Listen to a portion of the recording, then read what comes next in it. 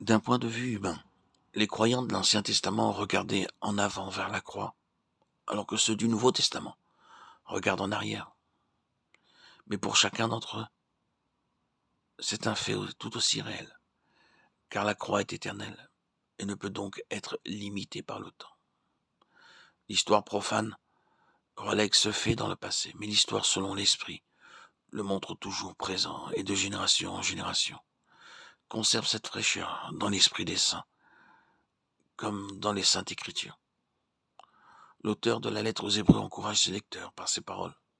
Ainsi donc, frères, nous avons l'assurance d'un libre accès au sanctuaire par le sang de Jésus, par la voie qu'il a inaugurée pour nous, une route nouvelle et vivante à travers le voile, c'est-à-dire sa chair. Approchons-nous donc, Hébreux 10, 19, 22. Quand le Seigneur Jésus a expié sur la croix, le voile du temple s'est déchiré depuis le haut jusqu'en bas, montrant ainsi que l'accès au Saint des Saints était désormais ouvert pour tous ceux qui iraient à Dieu par lui. Et cette route, ouverte par le déchirement de sa chair, est à la fois nouvelle et vivante.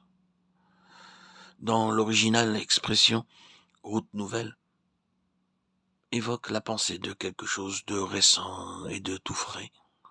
Le temps ne peut porter atteinte à cette route nouvelle, ni la mort, car cette voie est aussi vivante. Dans le passé, le souverain sacrificateur ne pouvait entrer qu'une fois par an dans le Saint des Saints, et seulement en portant le sang de l'animal récemment sacrifié. Nous avons, vous et moi, un accès permanent vers Dieu sur la base du sang de l'agneau, car ce sacrifice est toujours nouveau et vivant à ses yeux.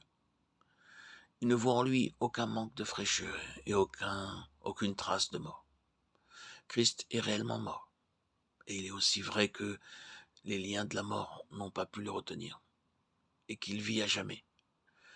Mais sa mort est un fait tout aussi nouveau aujourd'hui qu'il y a 2000 ans.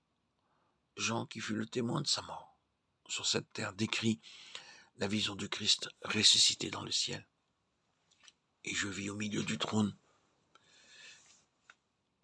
et des 4 êtres vivants et au milieu des vieillards un agneau qui était là comme immolé.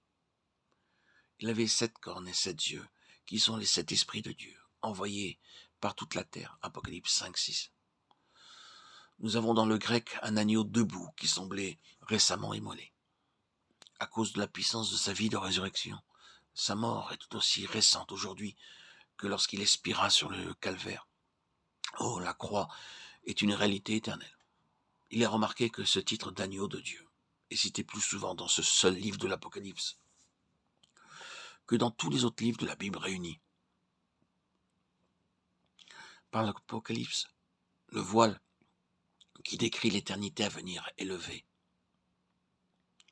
La permanence éternelle des blessures de l'agneau de Dieu sont la sûre garantie de notre salut éternel.